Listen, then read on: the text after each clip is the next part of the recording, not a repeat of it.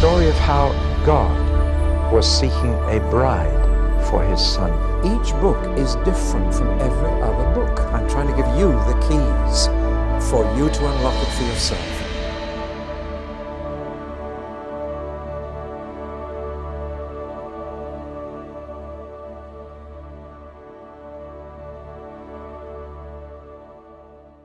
Well, let's press on with Ezekiel. We've looked at the first section, chapters 4 to 24, which are entirely about Jerusalem and the ultimate obliteration of the city, which the Jews didn't believe would happen. But Ezekiel kept saying, it will happen, and when it does, then you will know that I'm the Lord. Now we move on to this middle section, which he prophesied when he was 36, 37 years of age.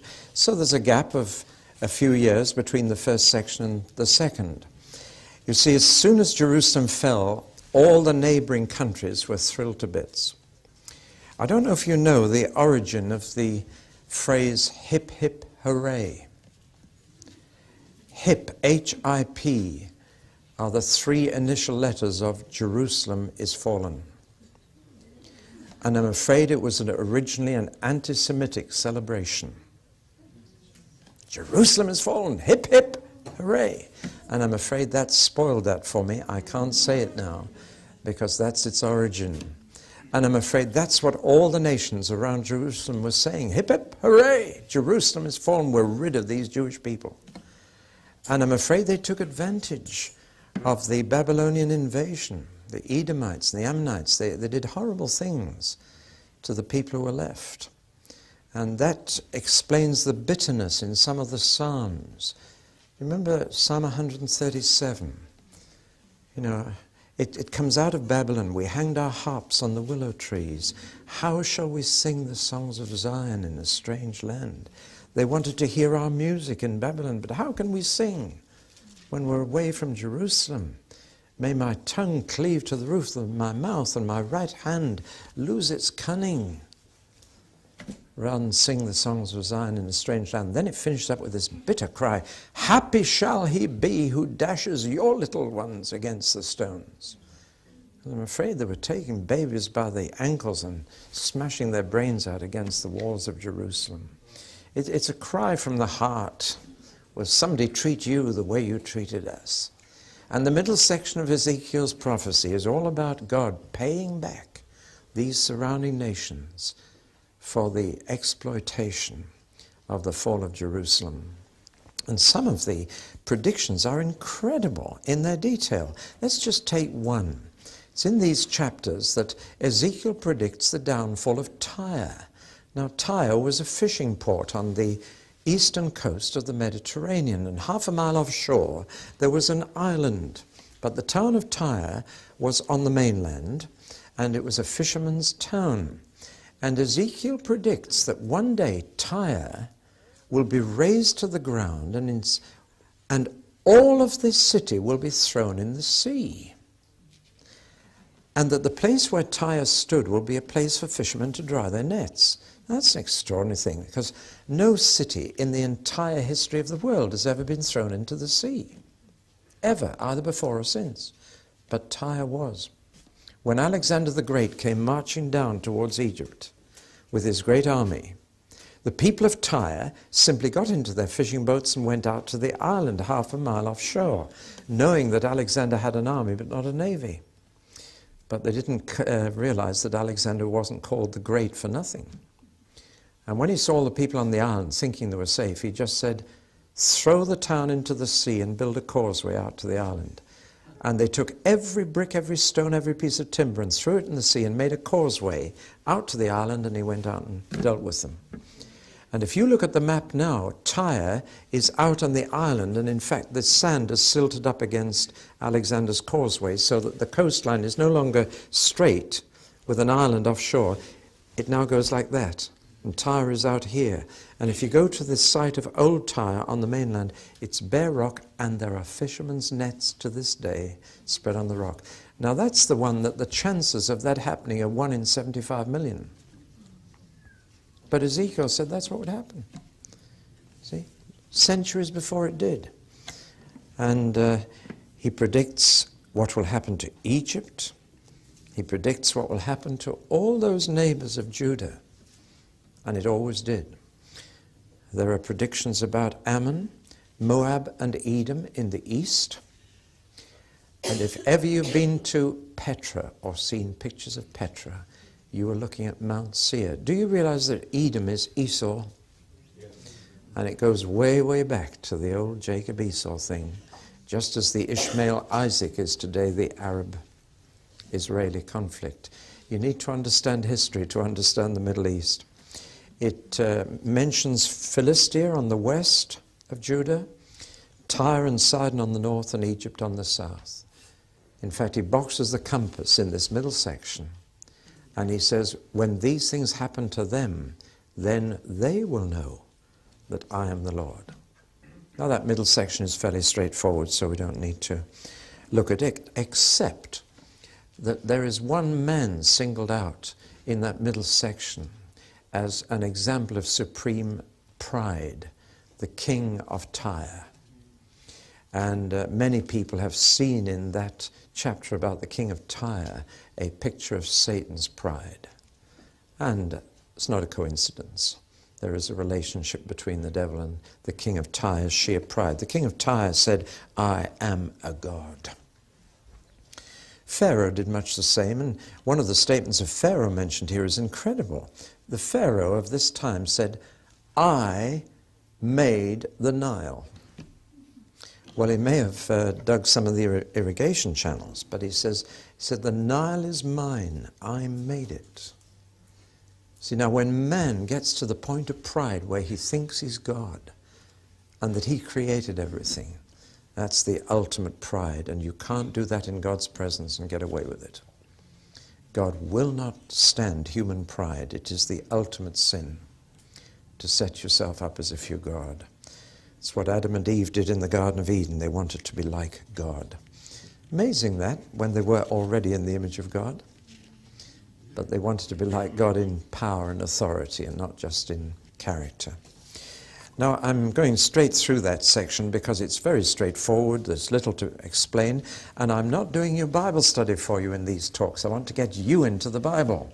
Just trying to cope with the difficult bits and give you keys to unlock those.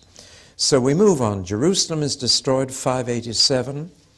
And now there is a complete change in Ezekiel's preaching. From pessimism, it changes to optimism. Mind you, this was pretty good news for Judah. But now we have really good news. And we have the return from exile in Babylon. We're going home. Something about that gets you, doesn't it? We're going home. Isn't it awful when you're taken to hospital and your clothes are taken away? You feel, that's it, I'm cut off. And then isn't it great when the doctor says you can go home today? Somehow going home has all of it in it. So let's look now at this good news. Very positive, very optimistic good news.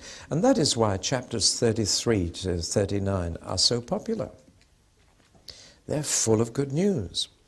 Chapter 33, however, is an important chapter. It talks about watchmen. Now, a watchman is someone who stands on the walls of a city, and day and night he's watching the horizon, and his job is to warn the city if any threat comes. And God says to Ezekiel, that's your ministry really. I've appointed you a watchman. And the cost of being appointed a watchman was this. If a sentry did not spot an enemy coming, then he forfeited his life. That's a capital crime. I heard of a British Army soldier who was on sentry duty at a camp, and he was standing up in the sentry box, and he leaned against it, and he went to sleep. And he opened his eyes and realized the commanding officer was standing in front of him. So he closed his eyes, he said, Amen. And his commanding officer said, good man, carry on. Well, I think he really ought to be given a medal for initiative and for thinking on his feet. But you see, if you're a sentry and you fall asleep, or if you're a sentry and you don't see danger coming, then you forfeit it with your life. And a watchman, God said, if you don't warn my people, then you pay for it with your blood. But if you warn them, there is no more responsibility on you. They pay for it with their blood if they ignore the warning. That's the cost of being a watchman. And one of the best known passages in Ezekiel is where God says, I looked for even one man who would fill the gap. I couldn't find one. But Ezekiel was his man. Ezekiel, of course, was not in Jerusalem. He was away in Babylon. But he was a watchman. And when he saw trouble coming, it was his responsibility to warn the people. And if he didn't, paid for it with his blood. So, in a sense, he had no choice but to go through this costly ministry. He would be held responsible if he didn't. Well, now, the chapter 34 is all about the good shepherds and the bad shepherds, and says Israel's had bad shepherds, and that covers both prophets, priests, and kings. They were all, in a sense, in the care, or should have been caring for Israel, but didn't. Bad shepherds. And at the end of that chapter, God says, I will be their good shepherd. That's taken up by Jesus again, isn't it? I am the good one. When Jesus says, I am the good shepherd, he's contrasting himself with bad shepherds. If you're the good one, there must be bad ones around. And again, when Jesus talks about the good shepherd in John 10, he's lifting a whole lot straight out of Ezekiel chapter 34. That's the real problem. The Bible never blames the sheep for the state of the flock. And that's a principle that applies to churches too. The shepherds are responsible for the state of the flock, not the sheep. And therefore it was the leaders of Israel who primarily are held responsible for the state of the nation. Chapter 37, to jump a little ahead. Dem bones, dem dry bones. Everybody knows about the bones, especially because of all the songs that have been written and sung. But very few go on to the 2 sticks. And yet those are just as important. Ezekiel was told, get hold of 2 sticks and then hold them in one hand side by side, which he did. But first of all, God said, write Ephraim on one, which had become the popular name for the northern 10 tribes, and write Judah on the other, the name for the 2 tribes in the south. Hold them together in your hand, and you will find that they become one stick. Some people think it was a vision. I think it was a straight miracle, rather like Moses' rod.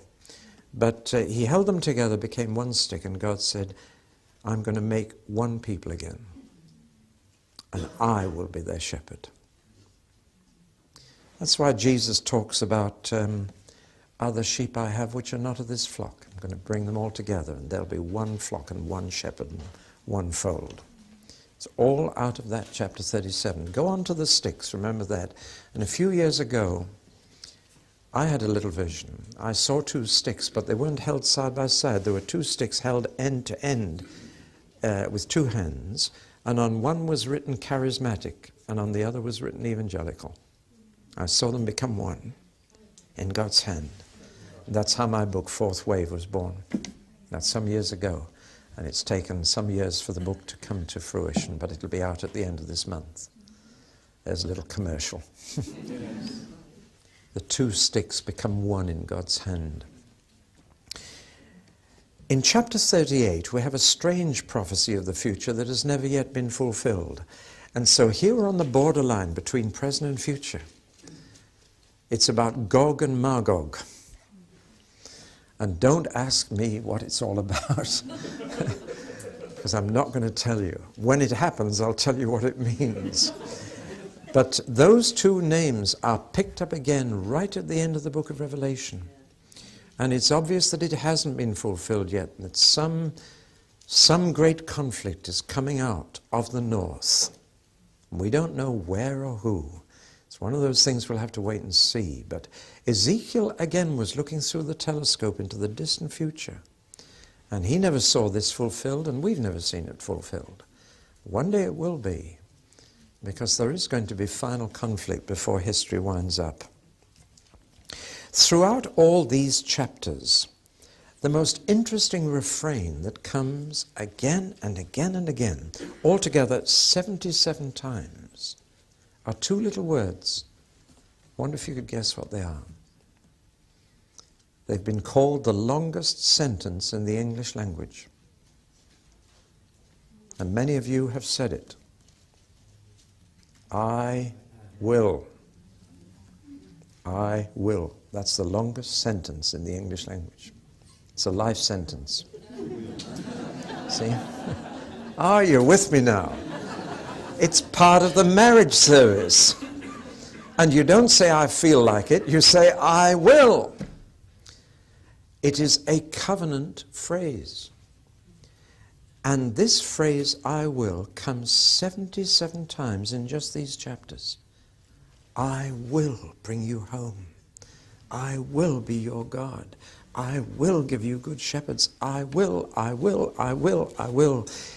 Here is God the husband talking to his wayward wife and saying, we're still married and I still keep my side of the covenant. I will, I will, I will. Hope you mark your Bibles. If you do, whenever you see I will, just mark it there.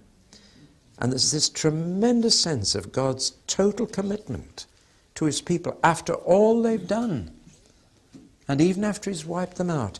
You see, way back at the beginning at Sinai, when God made his covenant with Israel, he said a very interesting thing. He said, you're going to break this covenant, but I never will.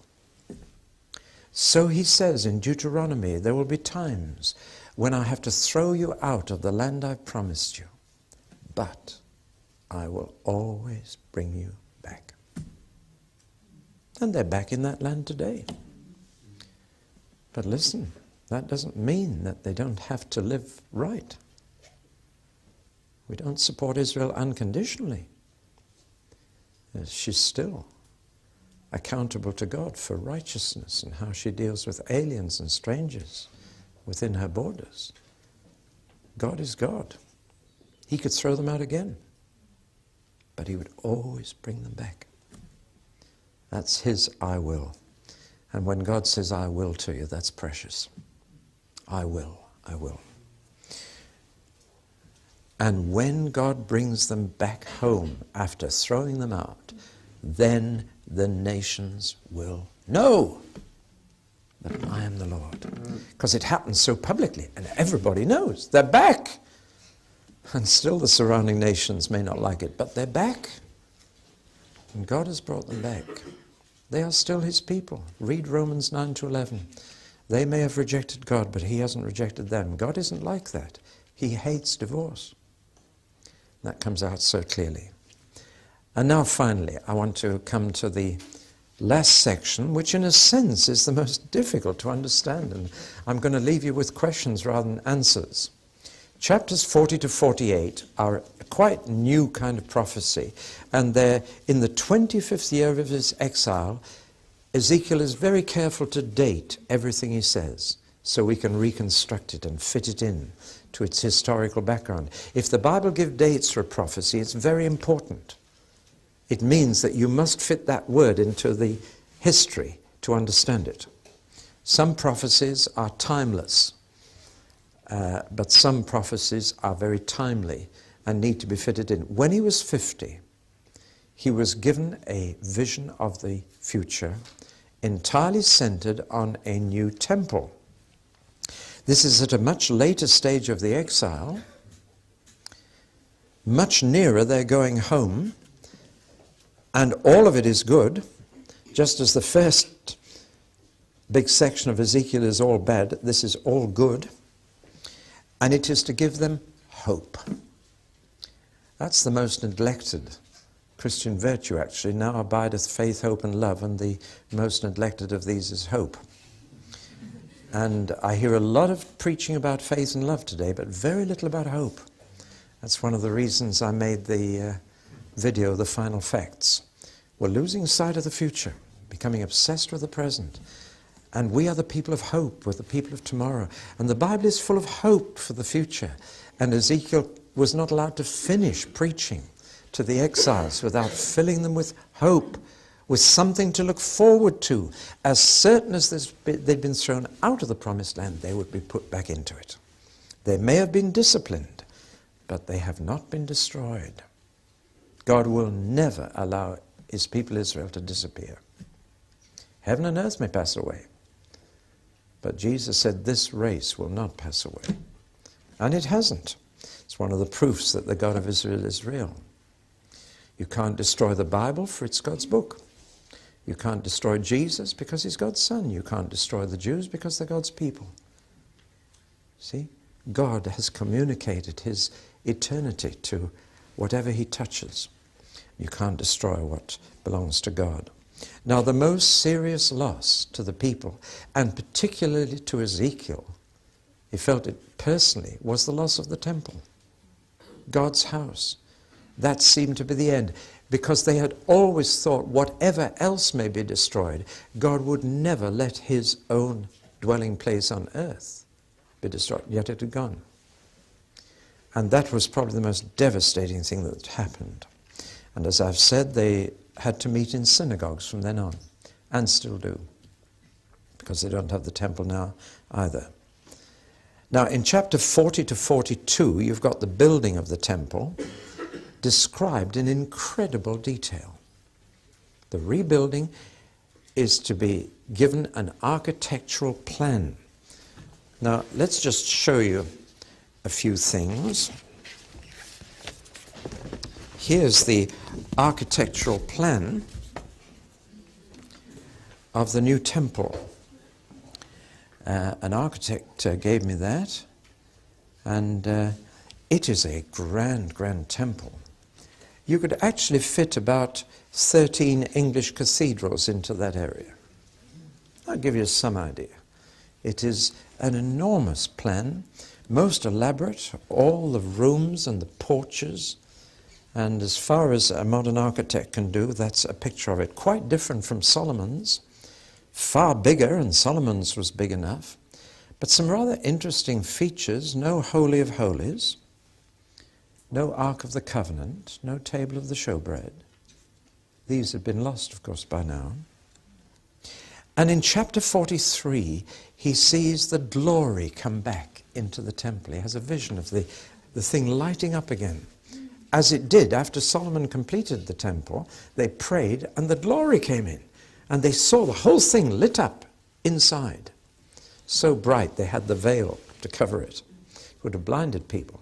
But the glory came, and Ezekiel had seen the glory depart from the temple. Now he sees the glory come back into it. It's a very exciting chapter. There is an altar, and there are sacrifices, but chapter 44 says there's no high priest. Now, that's very significant, because when the Jews did go back from exile, they did have high priests. And when Jesus came, there was a high priest, Caiaphas.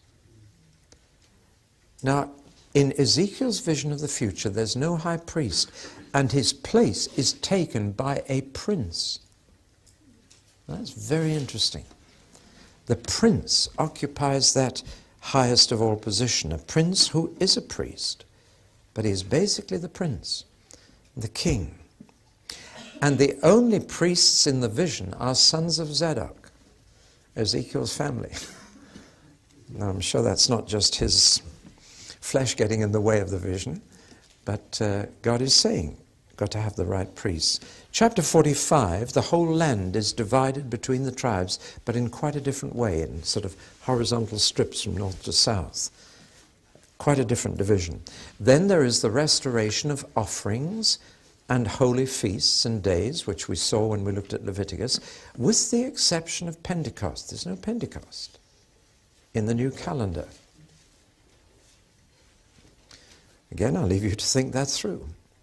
Then in chapter 47 is that vision of a new river in the Middle East.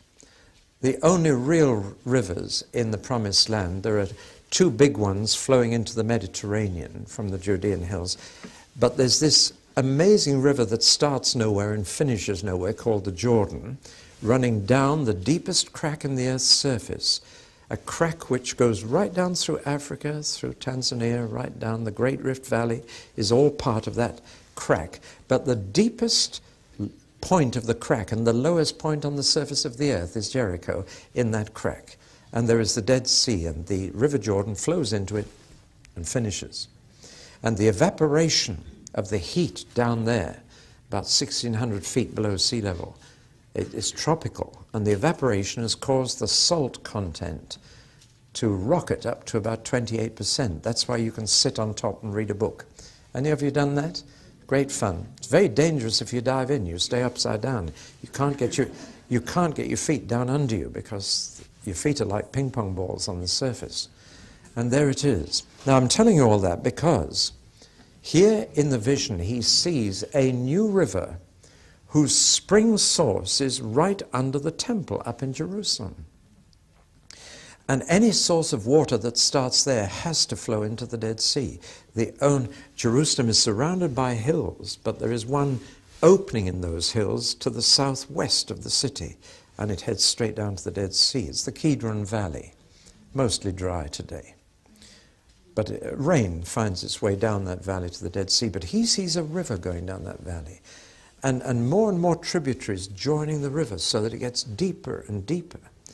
And a man wading down the river will find himself soon out of his depths and having to swim. He sees a whole new river, and he sees the river entering the Dead Sea in the region of En-Gedi, just halfway down the western bank. It's the place where David hid in the caves from Saul, if ever you go there. And there's a wonderful waterfall and caves around it. And as soon as you see the place, you can see the visual images that are enshrined in the Psalms. And he sees this fresh river freshening the Dead Sea. And he sees the fishermen of Galilee coming down to the Dead Sea to fish. And there are fishermen at En-Gedi.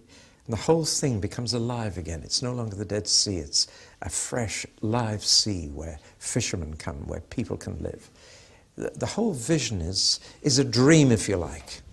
It's a dream to fill the people with hope. It's going to be different. Going to be different. And then finally we have in the last chapter the gates of the city re-erected and the land at peace and prosperity, everything wonderful. Now then, the question you're all dying to ask, or maybe you're not. One thing is absolutely certain, this temple has never been built. When they came back, the temple they managed to build was a poor little thing. In fact, one prophet had to go to them and say, don't despise the day of small things. It was just a poor little temple that they managed to build when they came back from their exile. And that has never been built. So the question remains, well, when will it be fulfilled? Furthermore, they never got a prince back.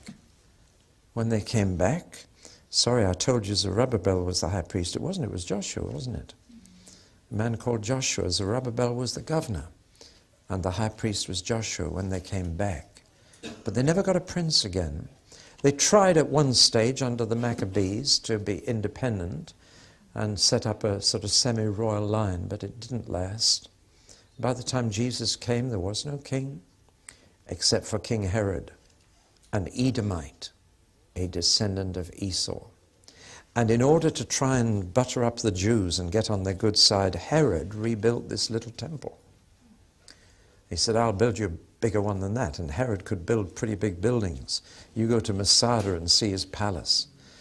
But to try and please the Jews, he said, you don't want a little temple like that. I will build you one grander than Solomon. And he did.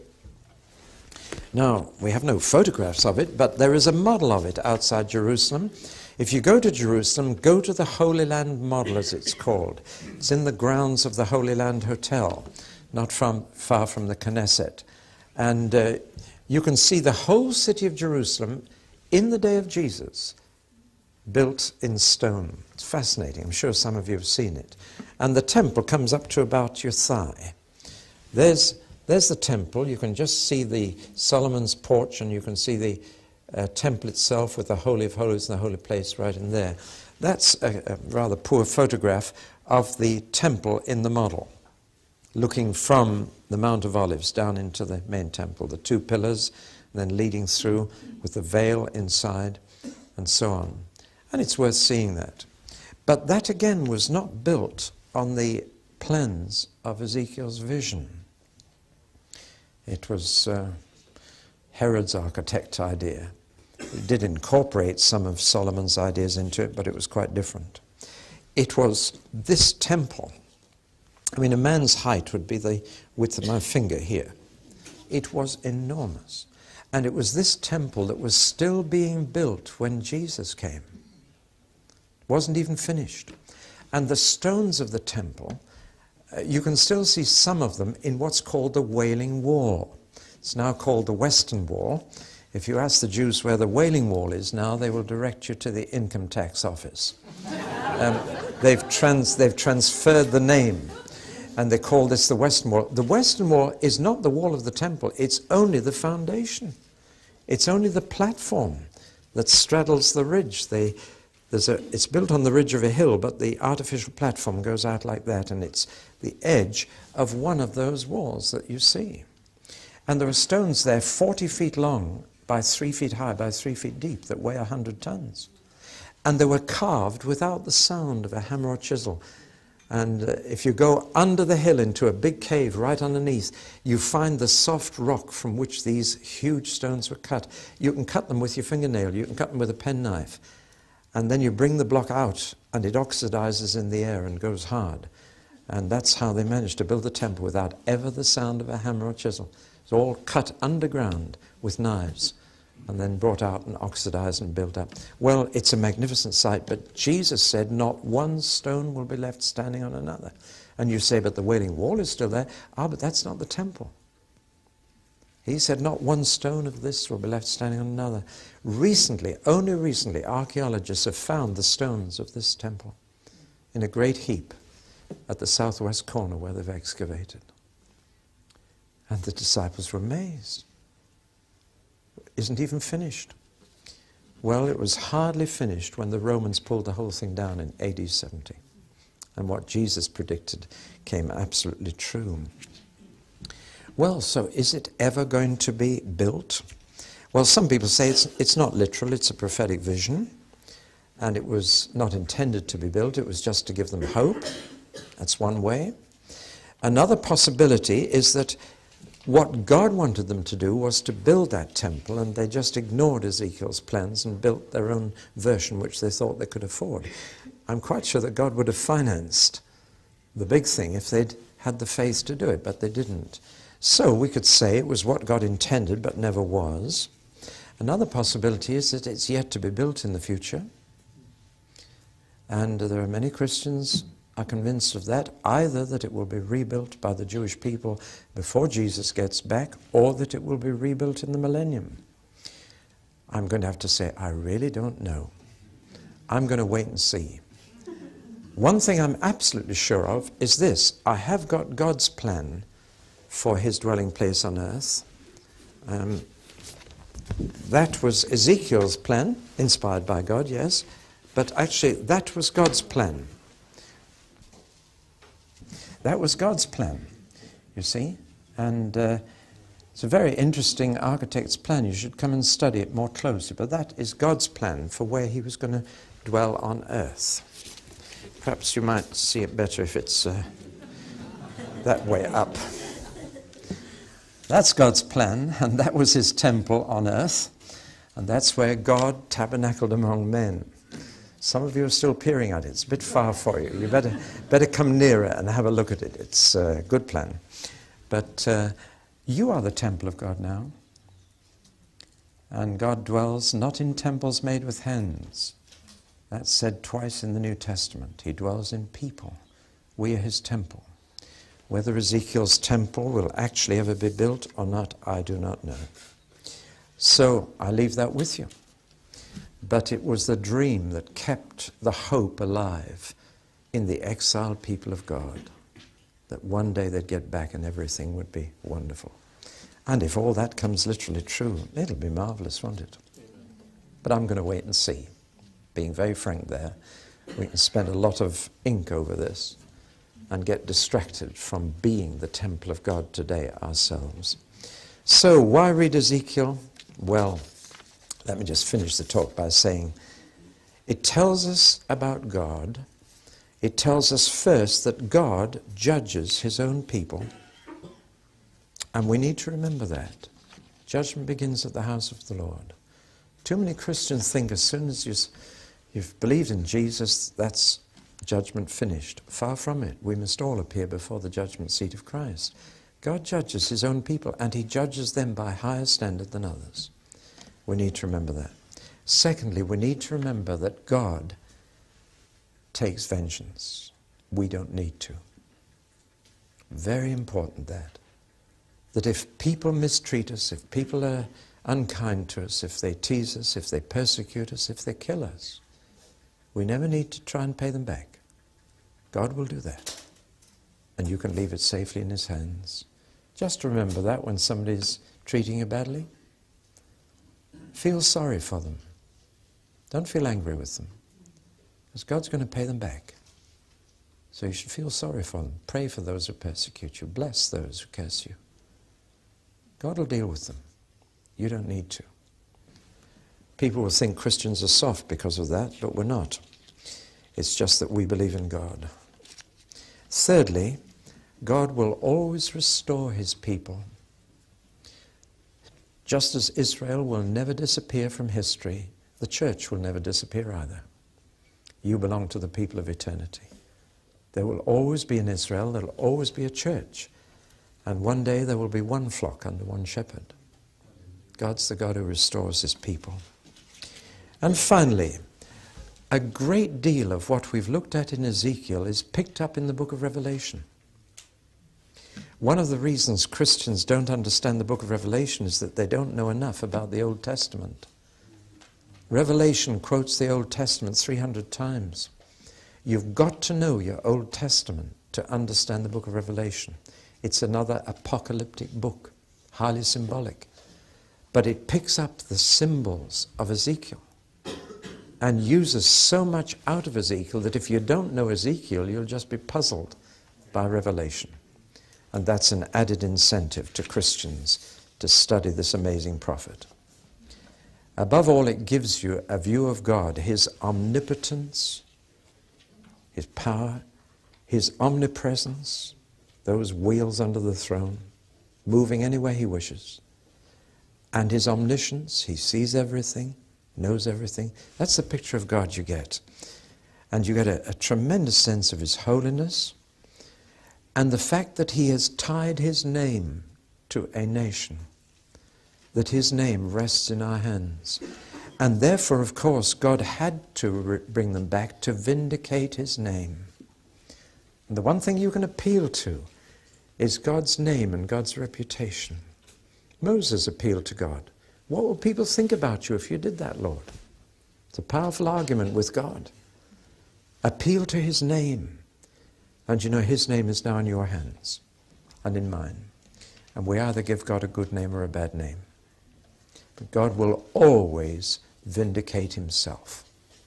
In the long term, God's reputation is at stake in his people.